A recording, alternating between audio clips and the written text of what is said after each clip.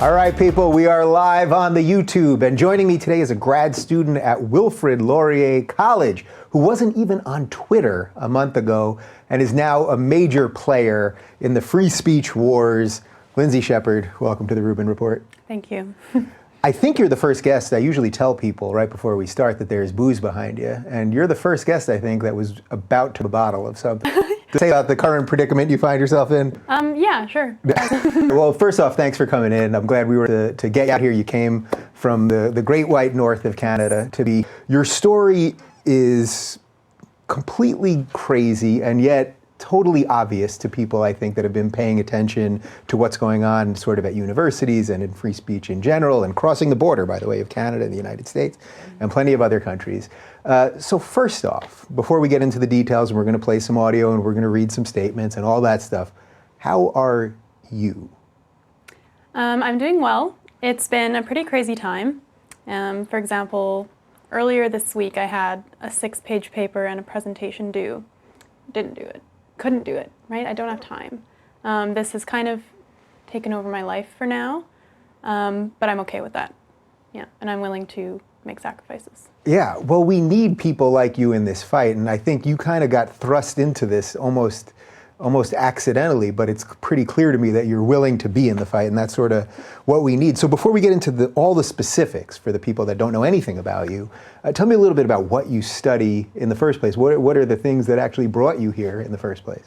Sure. So I'm doing my Master of Arts in Cultural Analysis and Social Theory, but my bachelor's degree is in communication, so that's why I'm a teaching assistant in communication. Yeah. All right, so we're going to play some audio. We have 2 separate audio parts that I want people to play. How long was the whole chunk of audio?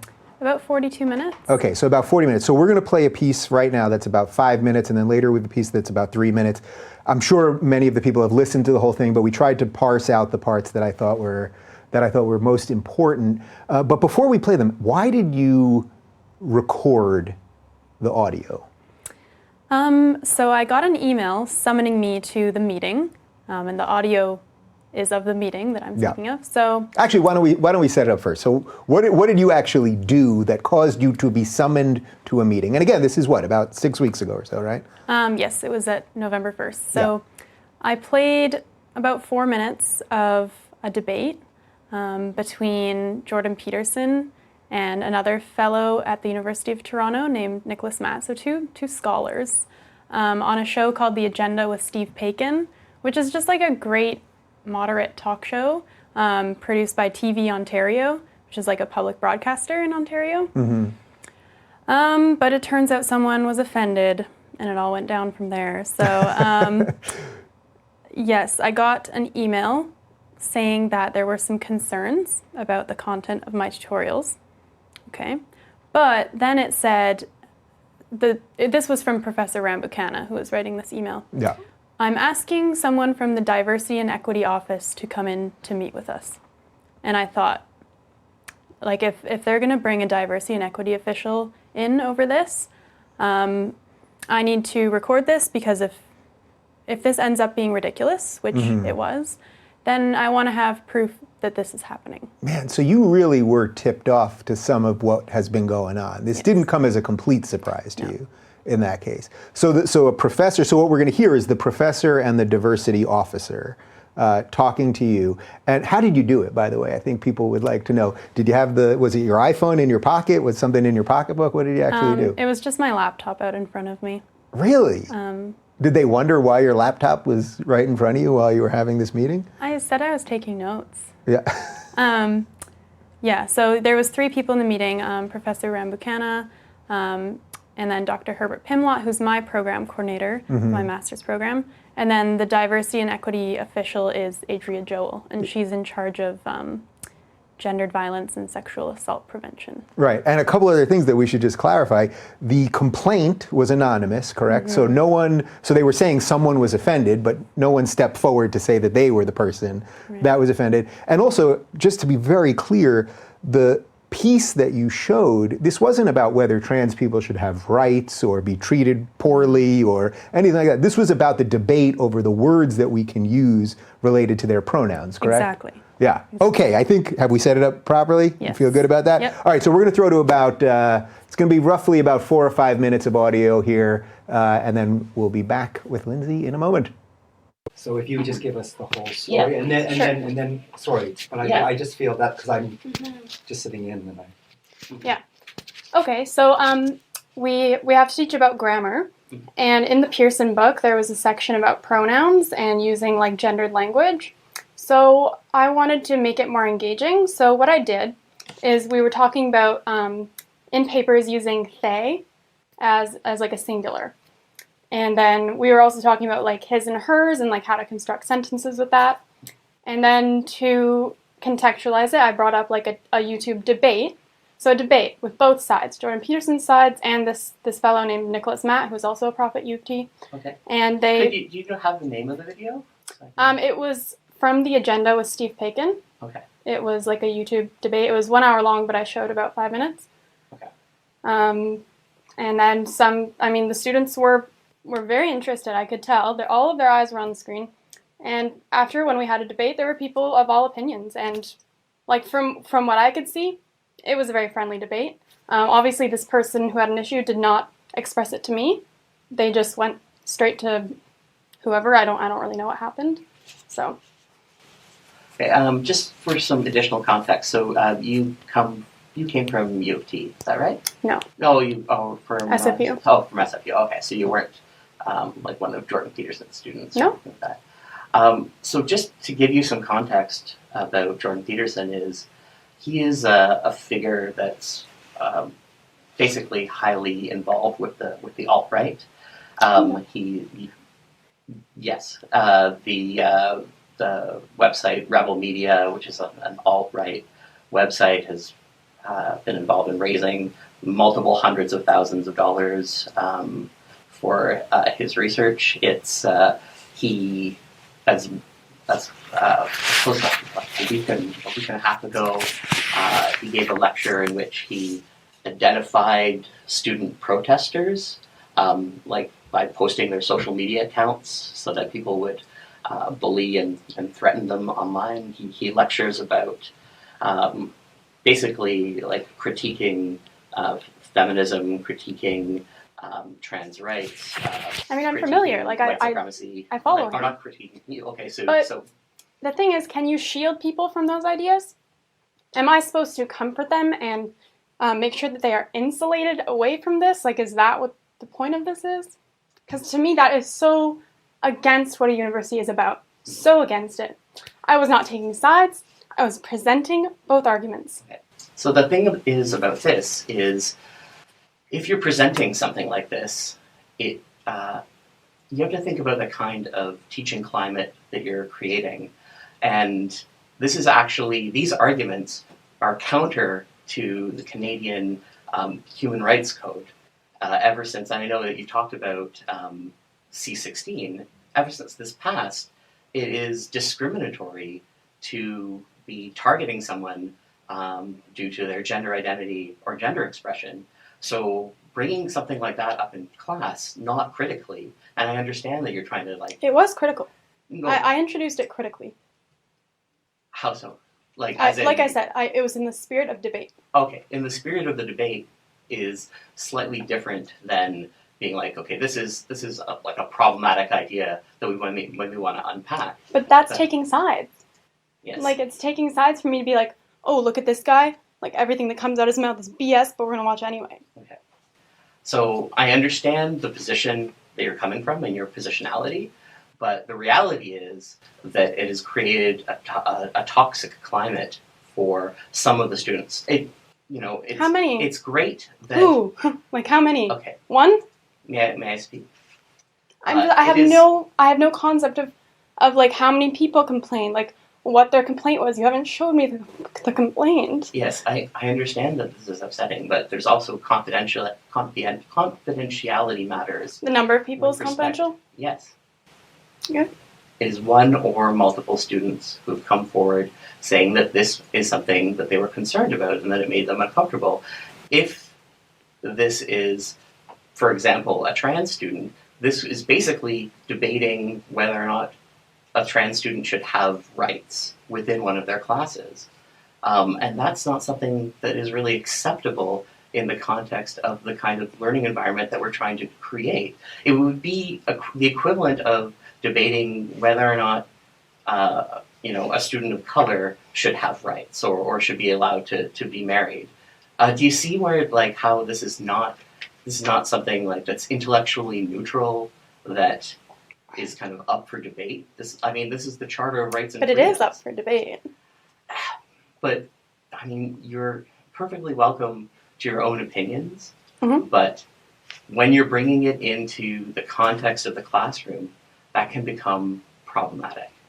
And that can become something that creates an unsafe learning environment for students. But when they leave the university, they're going to be exposed to these ideas. So I don't see how I'm doing a disservice to the class by exposing them to ideas that are really out there. And I'm sorry I'm crying. I'm stressed out because this to me is so wrong. It's so wrong. Okay, so that is just about a 5-minute portion of the 42-minute video. I just want to be very, very clear before I give this back to Lindsay here. Everything that you heard that professor say is complete drivel. I was making notes while we did it, and we were kind of shaking our heads together. First off, let's just talk about Peterson for a second. Peterson is highly involved with the alt-right Rebel media company out of Canada, which is owned by Ezra Levant, a Jew, is part of the alt-right. What did that state? Did that even mean anything to you when he said that? Actually, I shake my head when he says it, and that's why he says yes after. Because I'm still under the impression he's not involved with the alt-right. Yeah. And interestingly, now Rebel Media, which was referenced, they've interviewed me, and that's how I've now become also associated with the alt-right. I met Ezra 2 weeks ago at an event in Florida, and he's a completely nice guy. I don't know all of his politics and everything, but the guy couldn't be nicer, just silliness. All right, so you're creating a hostile teaching climate by presenting ideas. Yeah. What are we supposed to make of this? When he was saying these things to you, obviously you were getting emotional, but did you want to fight back more? You were really kind of taking it, and I think you stood your ground where you felt you had to. But did you really want to push back on that, creating a hostile teaching environment? You did exactly what a teacher's supposed to do. It's almost like my mind just doesn't work the way that theirs does. That's what I was kind of realizing, is they're making these huge stretches that talking about they in the singular is tantamount to debating someone's humanity, in addition to debating whether a student of color has rights. They're just making these huge stretches. And my mind doesn't work that way, and I'm just, I'm more reasonable about things. And yeah, so then he referenced C-16, which is this new, directive, the Canadian Human Rights Code. This is what put Jordan Peterson on the map a year ago, when he basically, in effect, but correct me if I'm wrong on any of this, basically he said, I have no problem with trans people, but you, meaning the government, can't tell me what labels to use or what words come out of my mouth. That will come from my mind, and that's all. So Peterson was proven right here. That's what I kept thinking the entire time, is that Peterson was right. He was warning about this a year ago, and now look how it has been turned on to someone like you. yes, and even people who don't agree with Professor Peterson are angry that Professor Rambukkana used that argument, because now it's kind of proven him right. Yeah. Right, which is a really interesting. The other line that really got me was he said that this is like debating whether a trans student has rights. Just to be very clear, what are your feelings on trans people and the rights that they should be afforded? I believe they should have all the rights everyone should have. I have no problem with trans people, and it's so strange because I'm just such an empathetic and kind person, and so to suddenly be transphobic, it's wow, what do you call the people who are actually transphobic then? Because I'm just so okay with it. Right, which is the irony of what they do in general. Then they call someone like you a transphobe, and then they call someone like you an alt-right, and what it does is it makes it seem like the alt-right, or being a transphobe, that this must be the widest tent ever, because they take everybody in there. So okay, so you record this thing. I assume it went worse than you anticipated. Did you really think? You recorded it, so you must have, sort of guessed what was going to happen. What did you do right after that? Right after that, I sent it to media outlets, just right after. I was really not happy with the way it went, especially how they were accusing me of violating this policy and that law. And you know, one of the most frustrating things to me, though, was that I didn't get to know what the complaint even said. And also, this is not a formal complaint that went through any kind of, you know, university body. This was, from what I assume, an email to the professor that said, I'm unhappy. And at this point, we don't even know if that actually exists, correct? Right. We have no indication whether it was, as he said, it was one or many or something to that effect. We don't even know that even one existed. This may have come from them. We just simply don't know. Nope, we don't know. Was there any other recourse? You know, I've heard some people say, well, she went right to the media. Was there any other recourse you think you could have taken at the university? Or did you feel you had exhausted that because this was the diversity people?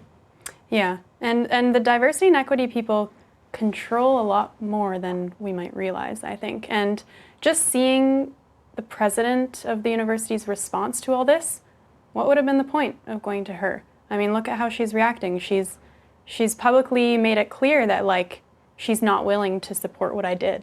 Yeah. She's not willing to support my stance. And really, she's not. Which is a stance for freedom of inquiry, which is a stance for freedom of speech, which is a stance for actual education. Not willing to stand for any of those things. Exactly. Yeah. We should read some of the Vice Chancellor's statement. What do you think? All right, so I'm going to read some of this. We're going to throw it up. After listening to this recording, an apology is in order. Oh, I should say this is Vice Chancellor Deborah McClatchy. After listening to this recording, an apology is in order. The conversation I heard does not reflect the values and practices to which Laurier aspires. I'm sorry it occurred in the way that it did, and I regret the impact it had on Lindsay Shepherd. The university is committed to ensuring that the vitally important role of teaching assistant supports an enriched learning environment for all students. Let me be clear by stating that Laurier is committed to the abiding principles of freedom of speech and freedom of expression. Giving life to these principles while respecting fundamentally important human rights and our institutional values of diversity and inclusion is not a simple matter. The intense media interest points to a highly polarizing and very complicated set of issues that is affecting universities across the democratic world. The polarizing nature of the current debate does not do justice to the complexity of issues. So that statement sounds pretty good, basically, right? Does that sound, there's a little bit of, I can see where there's a little bit of a slide in that, but pretty good, right? Pretty good, but I mean, at the start there, it was, you know, I'm sorry for the way the meeting occurred in the way that it did. And, you know, what I get from that is, I'm sorry it was like 3-on-1. I'm sorry you had no representation. I'm sorry that they weren't nicer to you. But I'll just be honest, like when I was in that meeting, I didn't feel like I needed anybody. I didn't particularly feel bullied either, which is kind of interesting because that's a point that so many people bring up is like she was bullied, like this is 3-on-1, this is not fair, this is like basically harassment. So it's kind of interesting to me that like I actually like never felt that way because all that really mattered to me was the content of what they were saying, which was that like there's only one brand of acceptable ideas here. And because you're not promoting that, you're in trouble. Yeah. So the inherent conflict here is that the president and the vice chancellor are sort of saying different things, right? I mean, the vice chancellor in this statement is basically saying, we stand by Lindsay. The president is sort of saying these aren't that diversity and inclusion supersede. Well, the president and vice chancellor are the same person. It's Deborah McClatchy. She has both positions. Oh. Yeah. Well, that changes everything for me, I suppose. Well, then, okay, so then, then what does that prove, other than that I'm confused about this? Yeah, I mean, she also did an interview with Steve Paikin. Yeah. And remember, the clip I showed is from the agenda with Steve Paikin. Yeah. So just a couple days ago, I think, she was on the agenda with Steve Paikin, and he kept asking her, like, did Lindsay do anything wrong? And, you know, she wouldn't give a clear answer. Yeah. Yeah. But because her argument would have to be that by C-16, that show shouldn't even be allowed to be on television then, right? I mean, that topic should not be discussed. Exactly. So... and that's just quite ludicrous. Yeah. You mentioned bullying. I've seen a couple articles now written by apparently legitimate organizations in Canada that you're the bully. You're the bully. What was the one just a day or two ago? That you're bullying these students and using your white privilege. What are some of the things you've been called, by the way, after this? From pretty legit people. I bullied the students, but also I bullied Professor Rambukkana because he's a person of color and I'm white. And so I used my white woman tears to overstep my boundaries and try to step all over his job just because he's a racialized body, Yeah. as they say, which is, again, such a stretch that it's like, I can't even process how you think that way. Yeah. And you've been called alt-right and all the rest of it, right? I mean, that's just coming. Yeah. Did you ever think that you were going to have to get on Twitter because of something like this? First off, the fact that you weren't on Twitter before this is the most wonderful thing I've ever heard. And that's the truly sad part to me of all of this, is that you now have to be subjected to Twitter. I've actually kind of been enjoying Twitter. Well, everyone enjoys it at first. Yeah. It is nice to address things just in my own words, which is why I made it. And also, there was just kind of the dynamic of how I started a Twitter out of all this, but Professor Rambukkana took his Twitter offline. Professor Herbert Pimlott hid his Twitter. And then Adria Joel, the diversity and equity person, is just nowhere to be found throughout all of this. For the past month, nowhere to be found. Really? Yeah. I mean, that's fascinating. I should address that my confusion over the president and the vice chancellor, because the way you described the president's words actually sounded slightly different than this statement, which just shows you that they're trying to play both sides of everything, you know? And they kind of have to, if, coming from the perspective of needing student tuition dollars, they do have to try to play to both, because students do expect to kind of be coddled now. It's how they're kind of raised. Yeah. So, I get it from that perspective, but of course it's not my principle. My principle is you have to stand by academic freedom, freedom of expression. All right, well, speaking of dollars, let's throw to this second audio clip, which is about 2 or 3 minutes, and I thought was particularly interesting.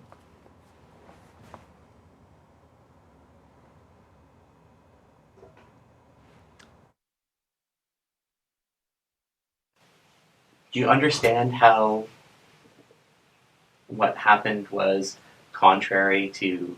Sorry, Adrian, what was the policy? The gendered and sexual violence policy. Like, do you understand how? But sorry, what did I violate in that policy? So, gender-based violence, transphobia in that policy, causing harm to trans students by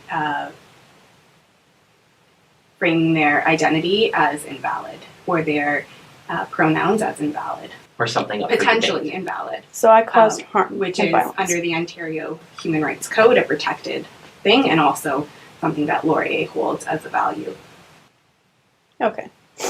So by proxy of me showing you a video, I'm transphobic and I caused harm and violence. So be it. I can't do anything to control that. Okay, so that's not something that you have an issue with? The fact that happened? Like, I mean, I know in my heart, and I know I expressed to the class that I'm not transphobic. And if any of them, I don't know what they said, but I don't think I gave away any kind of political position of mine. I remained very neutral.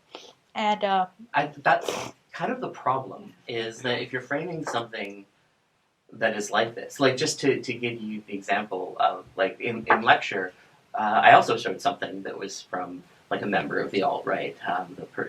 Were you there for the when I played the Guns Unlimited video, talking about the 3D printing, etc.? So this is someone who also has, like, a site like the ones that fund Jordan Peterson, like Patreon, like the kind of the alt-right white supremacist website that basically that gets funding for these projects if they get kicked off of things like Indiegogo, etc. But I framed it by saying those kinds of things, by actually bringing out the critical perspective, to just present information like this neutrally. It can help cultivate an environment where these kinds of opinions, like alt-right opinions, white supremacist opinions, anti-trans opinions, anti-gay opinions, anti-women misogynist opinions, where those can feel like it's a space where those kinds of opinions can be nurtured and created. And that's the kind of the frame on why some kinds of content we would use in class and some we wouldn't use, or we would only use those for upper year classes or grad students.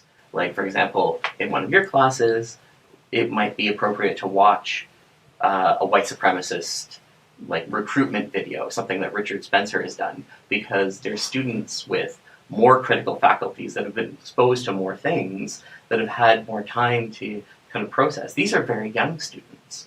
And something of that nature is not appropriate to that age of student, because they don't 18? have... Yes. They're adults. Yes, but they're very young adults. They don't have the critical toolkit to be able to take it apart yet. This is one of the things that we're teaching them, and so this is why it becomes something that has to be done with a bit more care. I get what you If it mean is about presented. framing it. Like I remember when you talked about the 3D printing of the guns and how you said it was problematic. And like in retrospect, yeah, I should have used that word, problematic. That would have been a good word to frame it. Well, it's good that you acknowledge that, especially since you're saying that, this is not something that you agree with. This is not something that you're trying to promote. It's just that you're trying to open up the debate. But the problem is that that particular debate is about whether trans people are people or not. Does that make sense? It's a language issue, and you can extend it to whether you want to extend it to personhood or not. And I did present that argument. I did present the argument that by denying people their pronouns, you are denying their dignity. Man, I mean, that guy really should not be allowed at a university or any place of higher education anywhere. I mean, literally everything he said there was pure drivel. The debate is whether trans people are people. That has nothing to do with the debate. It has nothing to do with the debate that you brought up, or anything to do with the debate that Jordan Peterson brought up. But you conceded a little ground there. You said I should have said it was problematic. Did you feel that gave you a little bit of an out with him or something? Yeah, I don't even know if I stand by that statement. People have asked me, like, do I rescind that? Like, would I say it was problematic? I don't know. Yeah, probably not. But, when you're in a meeting like that, like, you just have to say things. Yeah. The reason that I threw to it by saying, speaking of money, is because I thought it was interesting that then he decided to go after Patreon, because my show is funded by Patreon. The reason we were able to fly you here and put you in a hotel is because of my patrons that fund this. These are not racists and bigots. Most of them are sort of disaffected lefties, and we've got some conservatives. And my audience is all over the place. I really don't even know where my audience is. But I thought that was sort of interesting, because I've seen that pop up lately, that they want to go after the money sources for all of these people and scare you to ever try to crowdfund now, because for whatever you want to do in the rest of your life, you could probably crowdfund because people admire your courage. What did you make of him going after sites like that? I'd never heard of Patreon before that. There you go. I wasn't very involved with like internet culture Yeah. or anything, so yeah, I'd actually never heard of it. I thought he said Hatreon. Well, there is a site called Hatreon, which Okay. is where, for people that have been booted off of Patreon for certain political views, Okay. they created another site called Hatreon, that's actually where more of the alt-right, for whatever the alt-right is, that seems to be where their people go. What did you think about this thing about age, which I thought was interesting? You said 18 is an adult. Yeah. And he basically was saying, well, they're young adults. We have to wait till they're older to teach them these ideas, except he's the very person that's going to insulate them from the ideas. So your brain doesn't magically just learn more by the time you're 21 if you've been insulated the whole time. Right, yeah. I think it's just a really unfair position to take, because my students, like in that class, they were so mature and intelligent, and they had really great things to say. So yeah, I think it's kind of insulting to them to suggest that they can't handle this. Yeah, I know I've always been a person who has never liked to have been infantilized, or like, I don't like it when people condescend me. And so I treat people with that same respect, but I find it condescending to say that, you can't handle an idea, even though you're in a university and you got into a university. Right. By the way, I think it was it was extremely condescending the way he said, well, when he showed that video for the class that you were in about the guns, he did it the right way. He did it the right way. But what you did by just presenting things, that was wrong. I mean, that's the reverse of teaching. Yeah. Oh, it's really kind of gross. What's it been like for you on campus since then? You were telling me right before we started a little bit about that. Yeah. I've found out that a lot of people just don't like what I did. They don't like that I showed that video clip in class. Do you think they really grasp what actually you showed? Do you think they really understand the issues, or they're just going off of what they're hearing and she's a transphobe and blah, blah, blah? Maybe both. And, the thing is, now I'm regarded with a lot of suspicion. And people have told me that they're afraid that I'm recording every encounter with them. Don't worry, we're not recording this. Yeah. And so, I'm regarded with suspicion. Are people avoiding you? Like when you go Yes. onto campus, you Yes. can tell people are... Yeah. And the thing is, and, maybe it is awkward for my classmates, my graduate classmates. And that's fine. It might be weird for them. But they don't even try to talk to me about it at all. But when I go on their social media accounts, they're liking all these comments that disparage me or mock me or something. And it's wow, we sit across from a table with each other and you can't even bring up these things with me in person. You avoid eye contact with me, yet I look at your social media and it's all about me. Yeah. It's such intellectual cowardice. I don't know if you happened to see a little exchange that Jordan Peterson had earlier in the week with this guy, I think his name's Ira Wells, who wrote a really awful, I would argue libelous article about Jordan. Jordan calls him out on Twitter, says, debate me. I offered to host the debate. I'll go to Canada to do it, or we can do it right here, whatever they want to do. The guy tweets out, yes, he'll do the debate. And then in a private email exchange says he doesn't want to do it anymore and now is declined. And it's this is what you all do. You say all these things behind the comforts of your computer, but then in reality will never defend your ideas. Are you getting any support in quarters that you didn't expect? Yeah, even though I am treated a bit weirdly in my classes, I am getting tons of support. Yeah. A lot of professors. Is it private or public? A bit of both, yeah. I've gotten hundreds of messages for sure, and a lot, the majority are from, grad students, professors, and, also just members of the general public who are really dismayed that this is the state of education, especially when a lot of people bring up, their tax dollars are going towards this too. Yeah. Yeah. It's interesting because right before we started, I was mentioning Brett Weinstein, who I know you're familiar with, and the whole situation at Evergreen. And Evergreen is considered one of, if not the most left schools in America. And you were saying that Laurier basically is one of the most left schools in Canada. Yes, but the thing is...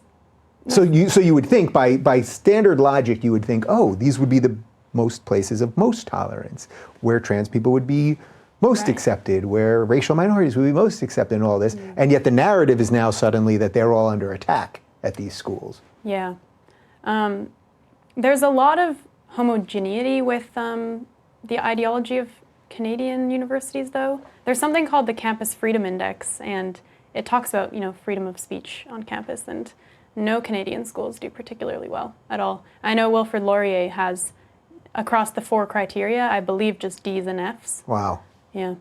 That's incredible. So I want to read a statement. The Laurier Rainbow Center, which is the LGBTQ, do I need any other letters now? I know something happened in Canada, you need a couple extra letters. Yeah, there's also Two-Spirited. I saw Two-Spirit is in there now too. Do we know what that is? It's exclusively for Indigenous people who identify as male and female simultaneously, I believe. Yes, well, the Rainbow Center issued a statement which I am going to read. I thought there's so much richness in this. Dear Laurier community, in the face of recent media attention, we feel it is our responsibility to speak out against the climate of transphobia that is being fostered at Laurier. The university's silence on these issues has allowed for a one-sided perspective to be cultivated in the media that is entirely disconnected from the experiences of trans people. We speak now as a collective of queer and trans students, asking you to engage critically with the media you read and to hold our community with care. On Friday, November 10th, an article was published in the National Post that disparaged the university's response to a situation that emerged in a first-year communications course. We are obligated to uphold the confidentiality of parties and therefore are unable to comment directly on the situation that instigated this article. We can, however, speak to the ways which this article and the dozens that have been published since are defending and perpetuating transphobic beliefs and attitudes. Under the banner of freedom of speech, the news media have advanced a critique of institutional practices aimed at increasing inclusivity and challenging oppression. The always present but often unnamed other at the center of these critiques are the trans and non-binary individuals who these institutional practices would support. We must understand the ways in which these attacks on the PC culture of the university are in actuality attacks on the needs of trans people that these critics do not support. The discourse of freedom of speech is being used for cover over the underlying reality of transphobia that is so deeply ingrained in our contemporary political context. Ironically, these discourses seem intent on silencing those who speak out against the systemic violence perpetrated against trans people while propagating a far-right ideology. In fact, recent empirical studies conducted by White and Crandall in 2017 have shown that freedom of speech endorsement is predicted by underlying prejudicial attitudes. I mean, again, every word of this is just nonsense. So let's just try to unpack some of this here. What violence are trans people subjected to at Wilfrid Laurier? Is there any evidence of systemic violence, meaning it's coming from the university? And if it is, that has nothing to do with a grad student showing a video. Yeah, so like on top of this, there was a petition and letter launched by about 59 faculty members, so professors, who are saying that there's just a severe harassment problem of trans people now on campus. And their evidence... Now, meaning since... Apparently, yes. And their evidence is rants on their work voicemails, okay, and some emails. And have any of these been released publicly? No. Again, nothing public here. No, and as a reporter said to me as we were talking about this the other day, like, for her, that's just a usual Tuesday. Yeah. Like, if you're putting your opinions out there, people are not going to respond so nicely. And unfortunately, you know, why I've been critiquing the Rainbow Center is they're making themselves, they're creating this false binary of like, that to be LGBTQ is to be antithetical to free speech and freedom of expression, which is just nonsense. And I've gotten a lot of letters actually from trans people who say, like, we don't agree with what this Rainbow Center is doing. They don't speak for us. Yeah, I'm so glad you said that so succinctly, because I think you're totally right. They're making it sound like if you, not make it sound, this is what they're saying. The discourse of freedom of speech is being used to cover over the underlying reality of transphobia that's so deeply ingrained in our contemporary political context, so that the implication is that if you exercise free speech, you are somehow a bigot. Yeah, which then can be applied across the board anywhere. Right, and it's not as if they haven't benefited from free speech. Of course they have. And, you know, when I was speaking at a free speech rally on Friday, a week ago, they had a counter-protest. Who counter-protests free speech? And their argument was that their voices... Though I would defend their right to do it. Yeah, exactly. Yeah. Their argument is they're being silenced, and this has been their continuous narrative, is they're being silenced by media, they're being silenced. But they're in the news almost as much as I am. Like, you know, it started to become actually like kind of more about them. Yeah. So I disagree that they're being silenced. Do you know of any issues with trans people at Wilfrid before this? I'm not to say of course there's going to be some prejudicial people, and there's going to be somebody that doesn't like you because you're a woman or you're white, and there's going to be somebody that doesn't like a black person or a Muslim person or whatever else. But they're talking about, they're saying this is systemic, this stuff. Now you're saying since your thing there's been some voicemails, which we don't know where they come from. I'm maybe there is, like, I'm probably systemic. Is the word violence? Systemic. Where are we here? I'll find it in a second. I mean, even in that meeting, they did bring up, you know, like trans suicide rates, as if I was somehow contributing to that. Yeah. And yeah, so I mean, I think, you know, I don't deny that trans people do experience violence, but I don't think they're going about this the right way, and you're just going to make people have resentment towards you if you're going to act this way and act as if to be trans is to be against free speech. It just doesn't make sense. Yeah. What's your general political leanings? Because as I mentioned earlier, you said in the original audio, I don't think it was in the portion we played, and you've said to me, you don't agree with everything Jordan Peterson says. I find that to be like the funniest comment that people have to say now about everybody. Anytime you say you like somebody, you have to say, but I don't agree with everything they say, which is, generally it's a pretty obvious statement, right? I mean, is there anyone on earth you agree with 100%? No, yeah, exactly. And, you know, can't we just like someone because they have interesting perspectives? Like, that's my thing, is I like interesting people. And why can't we talk about what they're putting out there? It's so, yeah. What would you say your general political beliefs are? I don't need to know every specific everything, but before this, because now if people Google you, I mean, they're going to just see all this horrible stuff. So what were your beliefs before this? I consider myself left-leaning, and I kind of still do, but also I've also been tempted by the idea of like, maybe I should just like join the right. They're being so welcoming to me. Yeah. Like, I should just join the right. But what do you make of that? I mean, it's kind of funny. I mean, I can see it in you. Like, it's kind of funny. But to me, this is like you're sort of having your, what everyone calls the red pill moment, where it's like the rubber's meeting the road with your life right now, you know? And I've seen this happen so many times, and I've seen it happen to myself, where it's like, man, I mean, let's put it this way. Are you getting any backing from people on the left? Yeah, some. So some private backing and things like that. But I mean, your public defenders basically have all been, you know, these alt-right. It's sometimes it's hard to tell, right? And it's become so muddied because, if leftism and maybe, leftism is about silencing and suppressing and censorship, then like, no, I don't want to be associated with those values. What does leftism mean to you now? Like when you say I consider myself mostly on the right? Sorry, on the left. On the left, yeah. So like, for example, like my principal value is like protecting the environment, right? I believe in, I like Canada's healthcare system, so like socialized medicine. You know, and I consider myself a feminist too.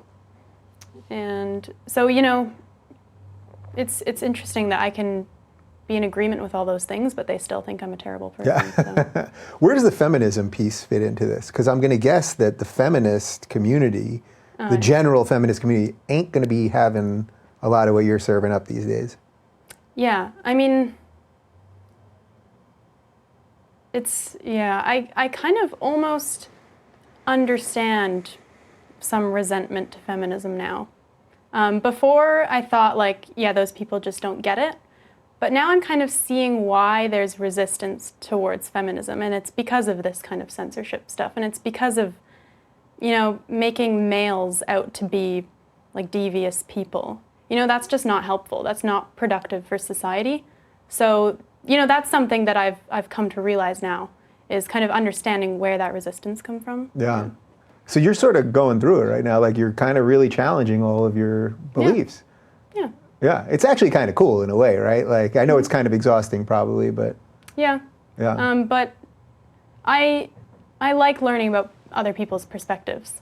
And even, for example, a lot of my supporters throughout all this have been religious people. And I'm not religious, but I've kind of realized that, like, their free speech is like a huge value to religious people for, you know, many different reasons. So I'm finding myself kind of almost allied with people who, you know, normally maybe I wouldn't have been. But that's what I think is great, because it's productive to understanding other people in society. Yeah.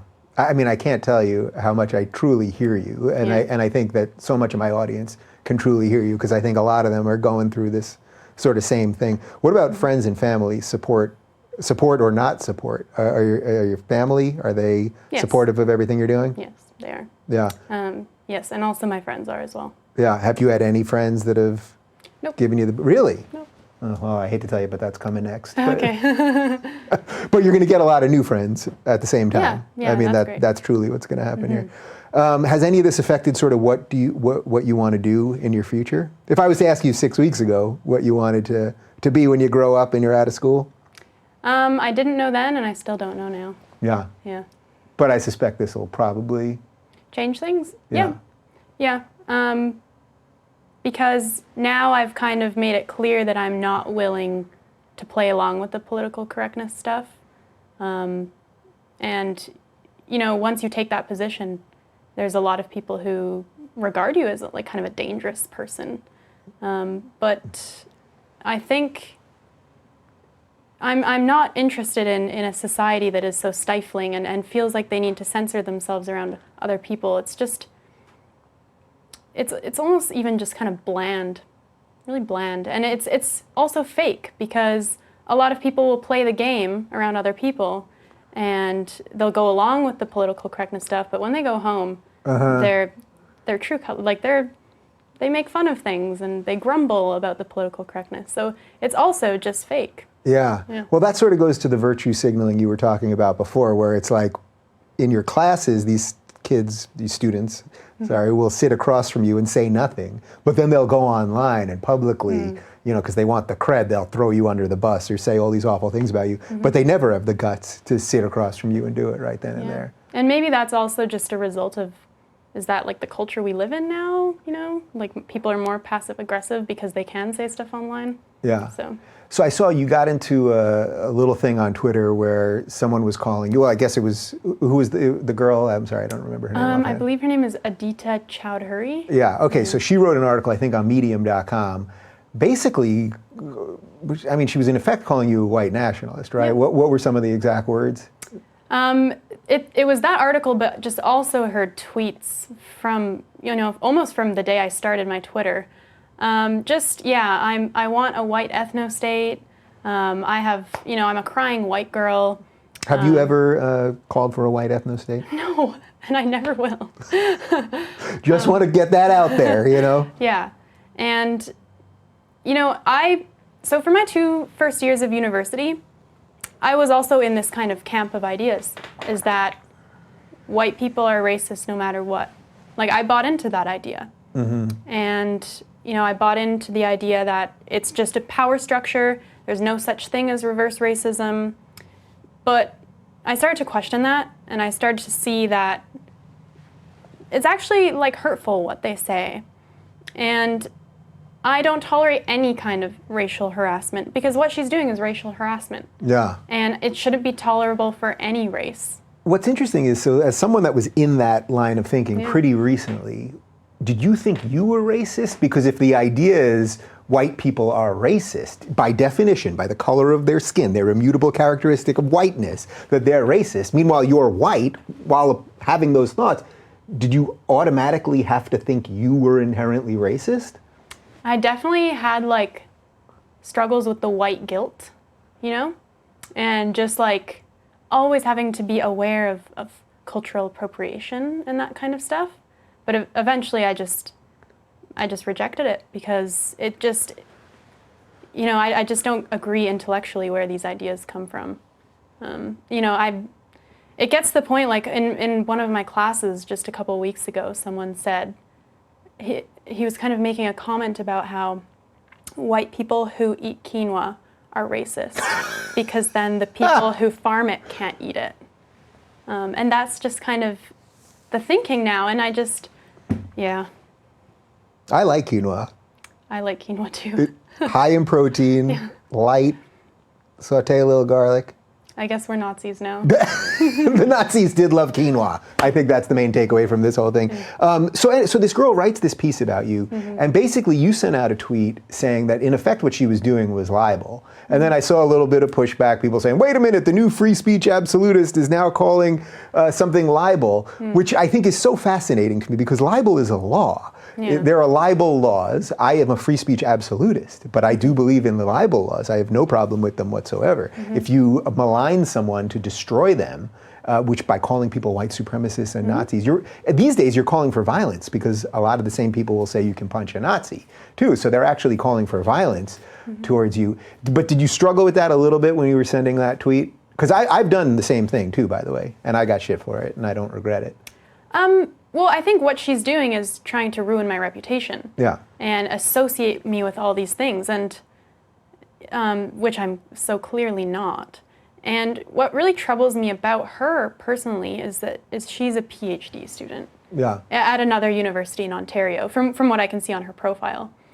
And actually, a lot of the hate I've been getting is from PhD students at, largely universities in Ontario.